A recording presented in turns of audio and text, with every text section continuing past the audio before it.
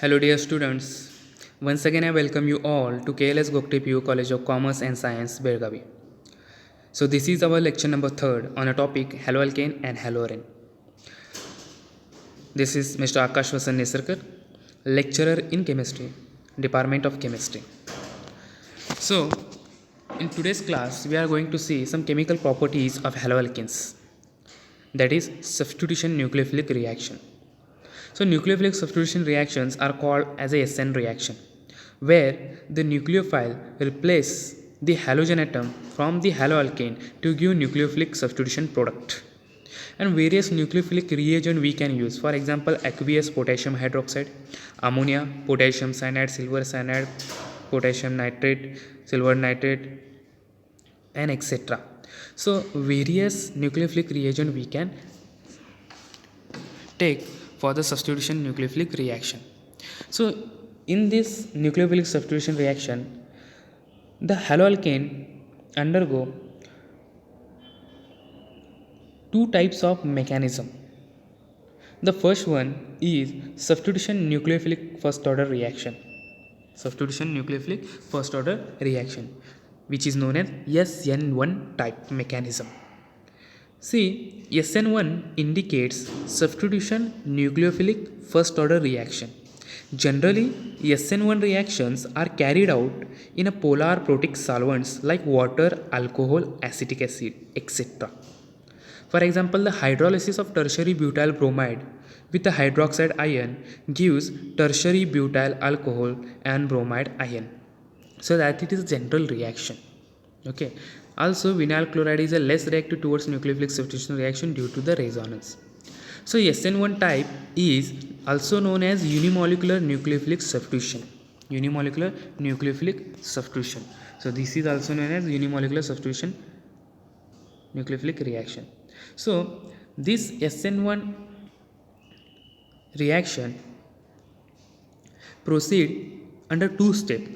The first step is the formation of carbocation. The first step is what? Formation of carbocation, where the tertiary alkyl halide undergo slow ionization to form carbocation and halogen ion. That is halogen anion. So, due to the bulkier size of these three methyl groups, the halogen itself undergo ionization and it forms a planar carbocation. So this is your first step, that is a formation of carbocation. And the second step is the attack of nucleophile on the carbocation. As I said that if any molecule has a charge, the charge may be positive or negative, that molecule becomes unstable. And here also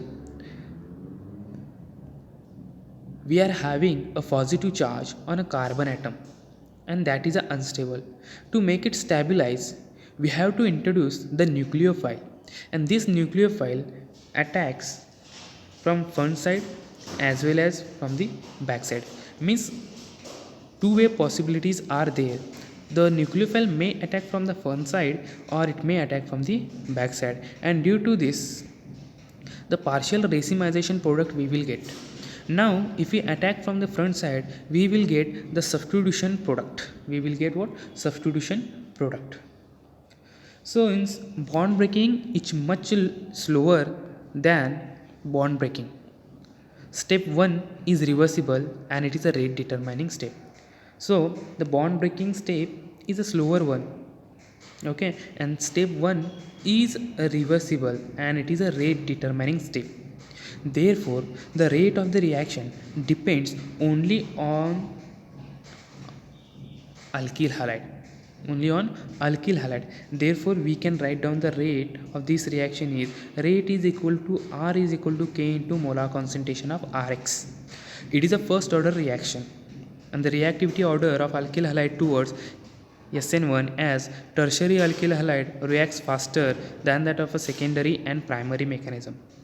Polar solvent, low concentration of nucleophiles and weak nucleophiles favors SN1 mechanism. In SN1 reactions, partial racemization occurs due to the possibility of front as well as backside attack on a planar carbocation. As I said that nucleophile may attack from the front side or it may attack from the back side.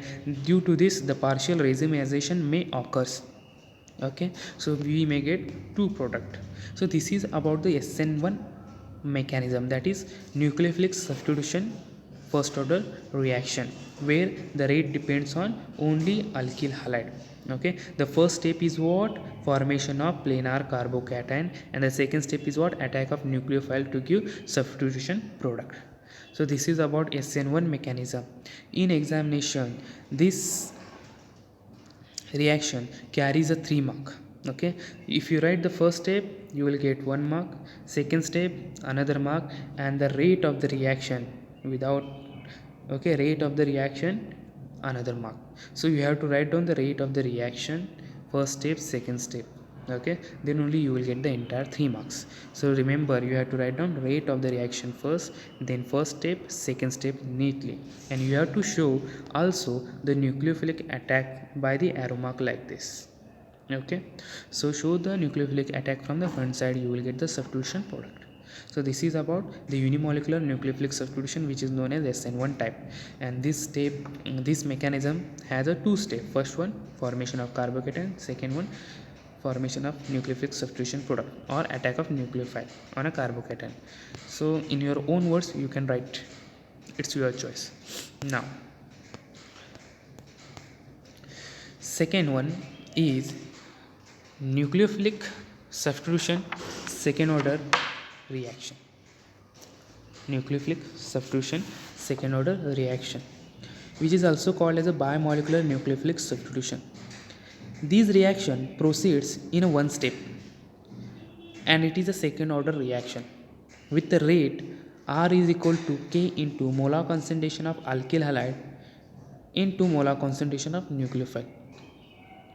The Walden inversion takes place in this process, that is, starting with the dextrorotatory halide, a Leo product is obtained and vice versa. So the Walden inversion takes place in SN2 mechanism, that is, if we start with the dextrorotatory halide, then we get the Leo rotatory product or vice versa. So that is called as a Walden inversion. That is called as a Walden inversion. So here nucleophile, according to the SN2 mechanism, the nucleophile attacks the carbon atom from the side opposite to the halogen atom. Okay, so we are having here halogen atom. So nucleophile may not attack from the side where halogen is present. It may not attack from this side. It is wrong. But it may attack from the side which is opposite to the halogen atom, and the formation of carbon nucleobond take place. And the cleavage of carbon halogen bond also take place. When the nucleophile approaches to the alkyl halide, the partial bond breaking of carbon halogen take place and the partial bond making of carbon nucleophile take place simultaneously.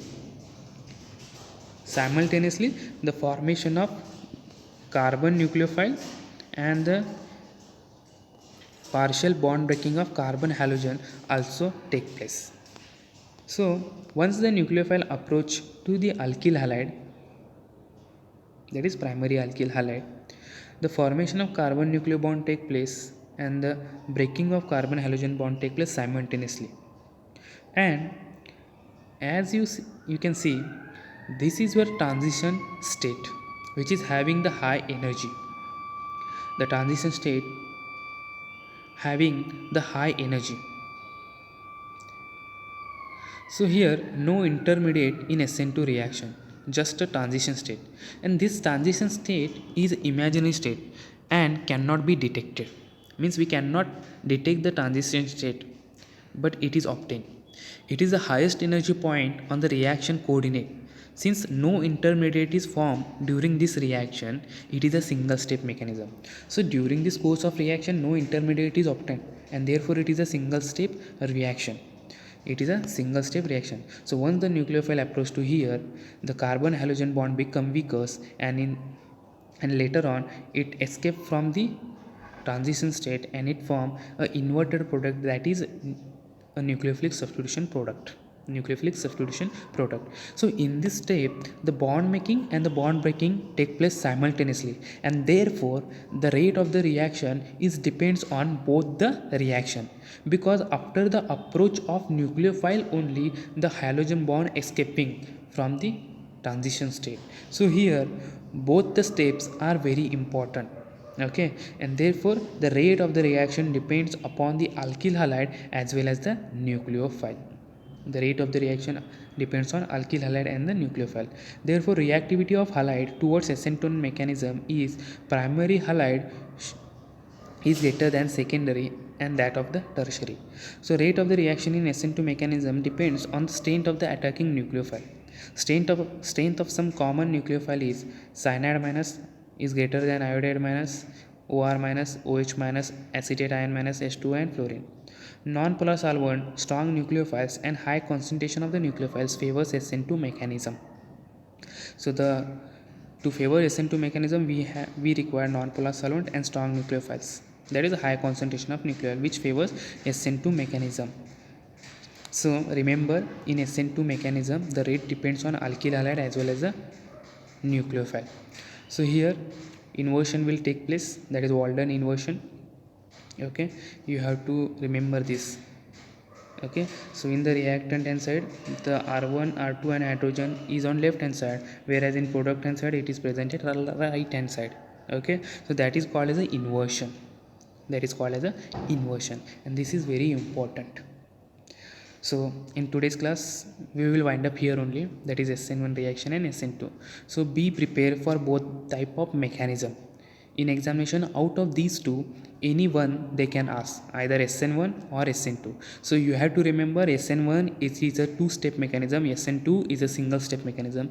In SN1, the reaction rate depends upon only alkyl halide. In SN2, the rate of the reaction depends on alkyl halide as well as a nucleophile. In SN1, inversion doesn't take place. In SN2, Walden inversion take place. In SN1, the reactant is tertiary alkyl halide. In SN2 it is a primary alkyl halide.